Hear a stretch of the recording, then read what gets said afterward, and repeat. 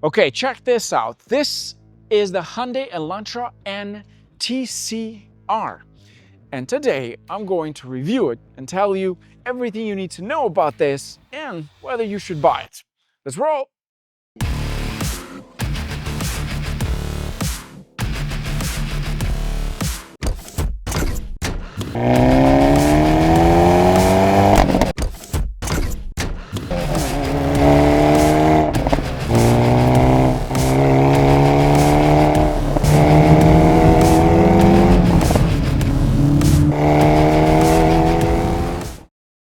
What does TCR mean? Touring car racing. It's an international racing class that Hyundai is part of it, and they're bringing some of the knowledge into this, the standard Elantra N. Now, the Elantra N itself is pretty good already. It offers the manual transmission, a DCT. It's pretty quick. It offers a lot of horsepower. I think with this package, they're kind of pushing it to stage 2. So what's different with the standard Elantra N? Well, not a lot on the outside. Front end remains very much the same. In fact, this is the performance blue used on the standard Elantra N. But it's the details that matter, starting with the wheels. We've got 19-inch performance wheels. Now, these are not the same as the standard one. These are lightweight, and in fact, they look pretty good. And they're wrapped around with Michelin Cup 2s. Yes, Pilot Sport Cup 2s. These tires are amazing around the track. In fact, my Focus RS came originally with the Cup 2s, and they don't last very long, but they're awesome around the track. They really heat up fast and they grip. Next thing you notice is the big caliper in the front with a 2-piece rotor. Now, the idea behind that is for better braking around the track, but also less overheating. You know, the standard brakes are good, but these ones are a stage up. That means that if you take this around the track, you'll be able to go around it a few more times than the regular brakes. That way they don't heat up, they don't fade as fast, and they can take some really stopping power. I also love the fact that it has the massive calipers painted in red that says Performance N. And a little detail on the wheel, Hyundai Motorsport is their badge that says these are not just aftermarket. And moving on to the rear wheels, we've got the standard 19-inch forged wheels in this case, and with the Michelin Cup 2s, 19-inch 245/35 all around. The brakes remain very much the same, not a 2-piece rotor. The caliper is a standard single piston in the back, 4-piston in the front. Moving on to the rear side is where we see the biggest changes, and the biggest one that I see is the emblem in the center that says TCR. It also comes with a TCR edition, so that people that are following in the back wondering what this car is all about, well, they will know that is the TCR edition, because there's no other way to know that this is the TCRN edition. The exhaust remains very much the same. The rear bumper remains very much the same. The Elantra N, the N badge itself remains very much the same, but they have included something that it's not very easy to notice, and that's this carbon fiber swan neck adjustable rear wing.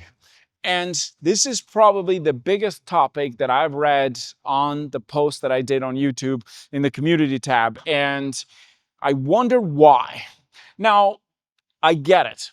Why is this giant wing here? And some people, when they see a massive wing in the back of a front-wheel drive car under 300 horsepower, they wonder if this thing makes 1,000 horsepower. But a spoiler like this doesn't really mean more horsepower. Doesn't really mean that it's fast for a 0 to 60. In fact, this is more for track use. It gives you better drag. It pushes the tires more to the ground, so that way you get the best grip around the track. The good news is that it's made out of carbon fiber and it looks really sleek. They've done a great job. There's nothing here that I could complain in terms of design, and the build quality has been pretty solid so far.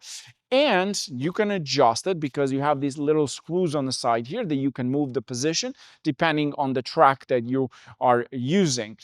Now, is this the first car with the front-wheel drive to have something like this? No. In fact, I just saw a Honda Civic Type R with a carbon fiber spoiler in the back that was almost the same size as this.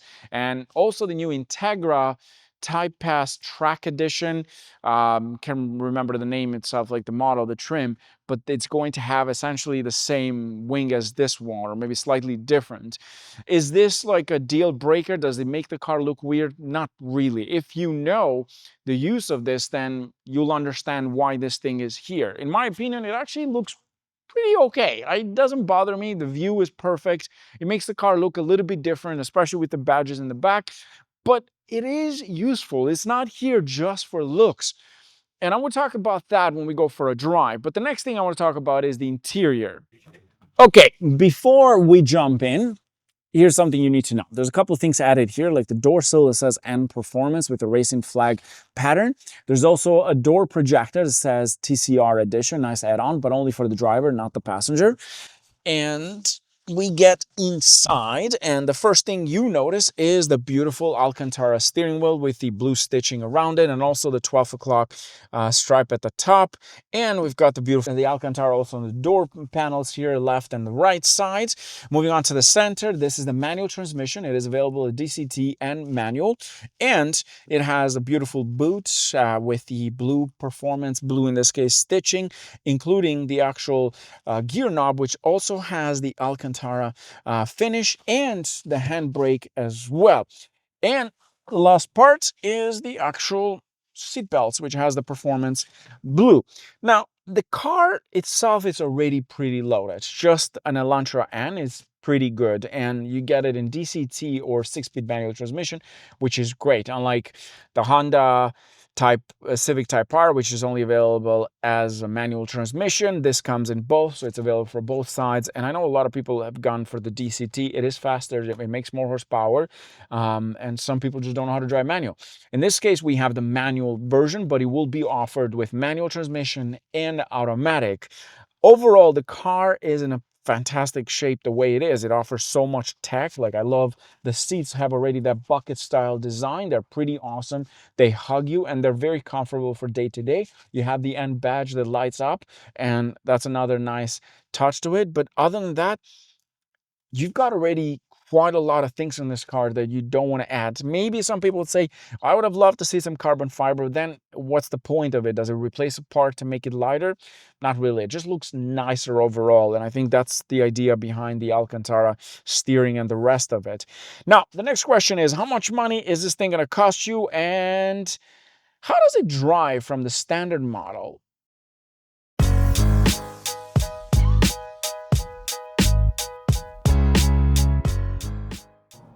So, what is like driving this thing? Well, even more fun than the stock version or the standard version. I kind of like it. I'm gonna admit, I kind of like the drive of this. I've always loved the Elantra, and DCT or manual didn't matter. Like, in fact, the first time I drove it, I was blown away by the amount of power, tech, the goodies that it came with for the price. And I've recommended it to so many people, and the community itself for the Elantra N has grown so much that I see pretty much every day Elantra N.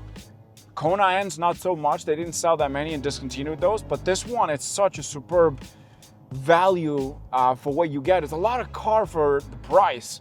Which brings me to the next question. How much is this thing going to cost? Well, apparently from the press release, it starts at about $47,000 Canadian for the standard 6-speed manual transmission and $49,000 for the DCT, which is also available. Like, that's super impressive. And I know what people are going to say in the comments, because I read on the first one, Sam, they should have put more horsepower, they should have done this, they should have done that. Here's the problem. And I understand why they didn't go too far with it, like making more horsepower, adding a new exhaust and all that. If you start adding all those things together, you end up making a car that it's going to cost Canadians, or in the US, about $56,000 to 60 grand. Because once you add more of those, then you have the warranty problem, because now the car makes more horsepower, things are not going to be as reliable. Everything is engineered at a certain level. If you push further than that, then you're going to learn that the hard way, and you're going to have cars coming into the service for different problems. So I understand why they didn't put more horsepower intake, but you can do that yourself if you want. I mean, there's so many things available for this that you don't really need a Hyundai to do that. I love the car just the way it is, and around the corner with the Cup 2 tires, the brakes are fantastic, even better than stock. It doesn't need an exhaust because this car already sounds fantastic just with the stock exhaust. I don't understand why people buy aftermarket. Like, this is not the Civic Type R, which doesn't sound as good. In fact, the Integra Type S sounds better. This sounds amazing for a 4-cylinder. Like, I personally love it. I have a 4-cylinder myself, and I don't want it to sound louder than that because it just sounds like a racer car. Like, you just want it to sound good, not obnoxious and loud and make the car look weird.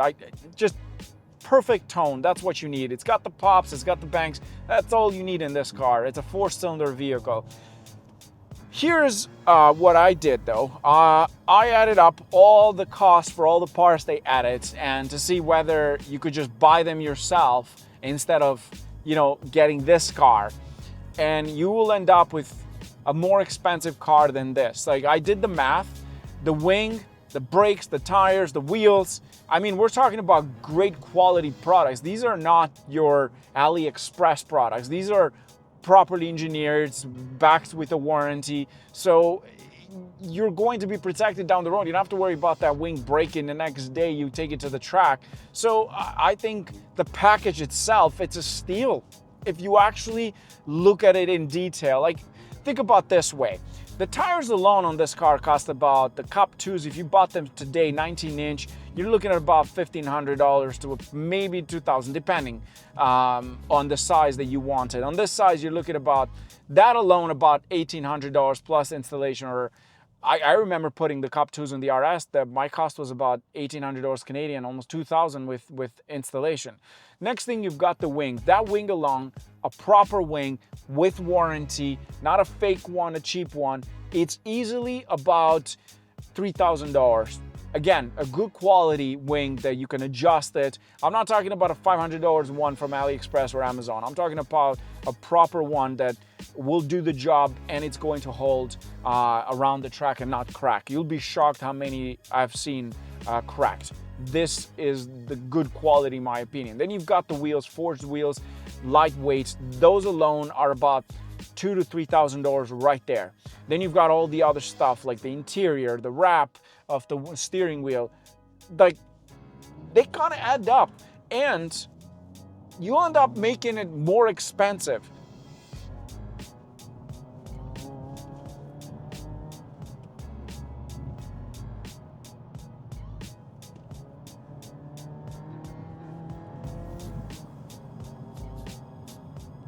It feels so planted compared to the stock one. I really like this thing. And I really don't care about the wing in the back. It does the job. That's all that matters. The looks, it's just about taste. I really like this.